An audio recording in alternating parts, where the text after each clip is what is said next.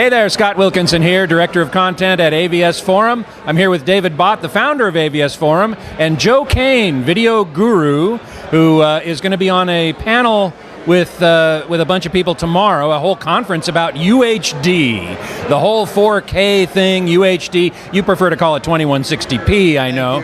Thank you very much. Somebody's got to separate the fact that it isn't 4K. Right. Exactly.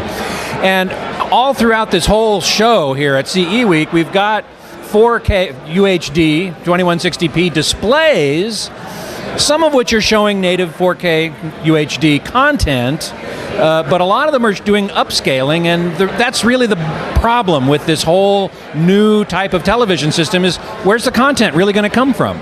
Well, it's obviously a chicken or egg sort of thing. The studios all have content, and they have a lot of content in that format. The problem is that there aren't any displays out there that can show it. There's no reason to distribute it. So it's a type of situation where we've actually got to have some sort of installed base before there's any possible profitability in distributing content. So what's happening is the manufacturers of the display devices are stepping up first and actually providing the displays, and then the hope is that enough of them will sell that the content will come. The content is there, it just isn't made available.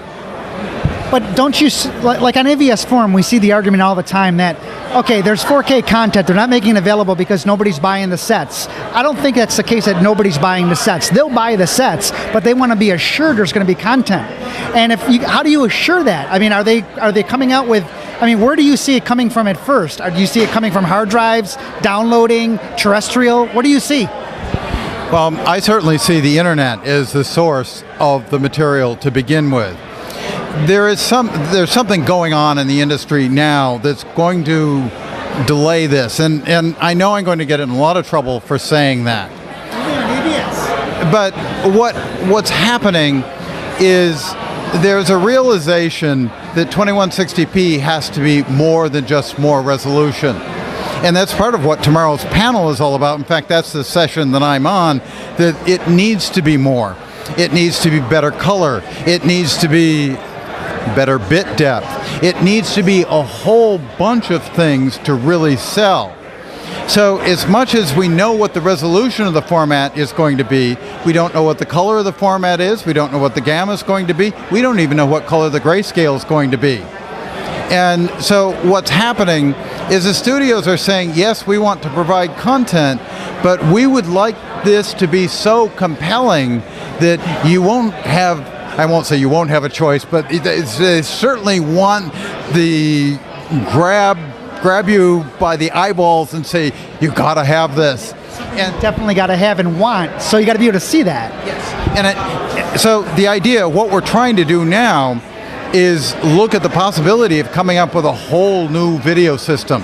One that would have a different set of colors, a different grayscale, a different gamma, a different bit depth. Everything is on the table about this new system. And it's actually long overdue. Our current system is based on the CRT. The CRT is gone. And right now, every other technology has to emulate the CRT because that's our system standard. Well, what if we could come up with a system that could take advantage of what some of the newer displays can do over what the CRT could do? We could actually come up with a seriously better video system. So 2160p has the potential of ushering in a whole new generation of video. I just don't think it's going to happen overnight. That's the real problem, is we've got these displays and they're following more or less the format that we've got now in terms of color, grayscale, and so on. But what you're talking about really is going to take years probably to finally fully develop, don't you think? I actually hope it's not going to take years. One of the reasons I'm saying that is I've seen turnarounds in technology, relatively speaking, overnight. If you think about how fast 1080p came on, nobody expected 1080p to come on as quickly as it did and as prolific as it is. And it didn't take that many years for it to happen. And I honestly believe the technology to do everything that we want to do is pretty much here. Because what we're doing is we're catering to what the technology can do today. So we're creating a system based on what we can do, which in my mind means that we can bring it to market once we settle on what we're actually going to do.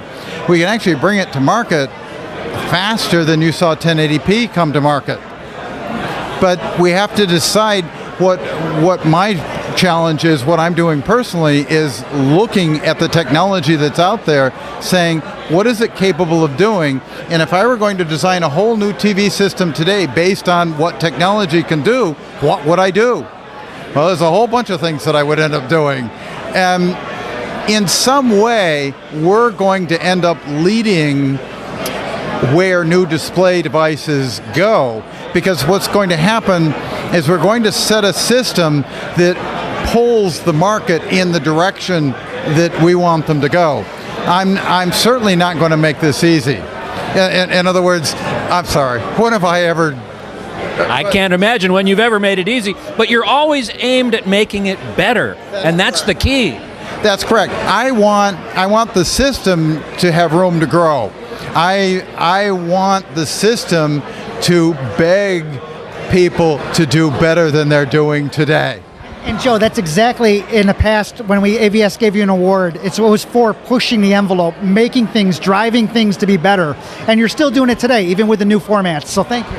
Thank you for that. And I appreciate that, because that is what I want to do, that I want things to be better for the consumer. And so part of my involvement in this, I want them to be better for the consumer, not worse. In other words, I want to make sure whatever happens goes in a direction that can be done at an affordable price. It is called a mass communication system, and it's not mass communication unless a large number of people can afford it. So I see limitations based on what we can do, but I also see building a system that pulls, drags, whatever term you want to use. Drags kicking and screaming. Yes. I want a system that pulls us towards a much better future than we have now. If I can switch subjects really quick, what do you think about that future holds for 3D and that content? I don't have an answer for that. Obviously 3D is going to higher frame rates, and right now there's a controversy of looks like video instead of looking like film, and of course is consumers getting used to it. The better motion capability of the higher frame rate is a positive thing for me. I want to see a glass-free 3D. And of course, it's being shown here. It's being shown here at Stream TV Networks. That's correct. That's important to point out that that's not an impossible issue either. So for me, I am looking in the direction of what Stream TV is illustrating here at the show to augment the 3D capability of this much higher definition system. Because it was just, as they were showing, they were taking 2D content and converting it to 3D live, if you will. That was cool. Yes, that's certainly another issue that may help. I think the biggest issue that's going to help 3D is being able to watch it without glasses. Oh yeah, definitely. And so I think in conjunction with what they're doing, there's a possibility of pulling 3D into this new technology and pulling it into it in a much more logical way. What about the issue of the first generation 2160p TVs that are out there now that obviously don't conform to this better system that you're envisioning? I'm asking manufacturers that I'm consulting with to provide some upgrade paths. There are certainly things that we are going to be doing that would be simple for manufacturers to provide a path, so that any new system is going to be a gradual introduction anyway. And there is going to have to be compatibility with our existing system, because every single display is going to have to be capable of our existing system. So there's also, any new system is going to have a path that includes our current system. So the best I can say for anybody who's buying now, the manufacturers that I'm working with are actually providing upgrade paths or partial upgrade paths to where I want to go. And I'm certainly conscious and am advising an upgrade path because I think it's going to be necessary and I think it's going to come. Fantastic. Thanks so much for being here. We really appreciate it. Thank you. As always, thank you very much on behalf of AVS Forum.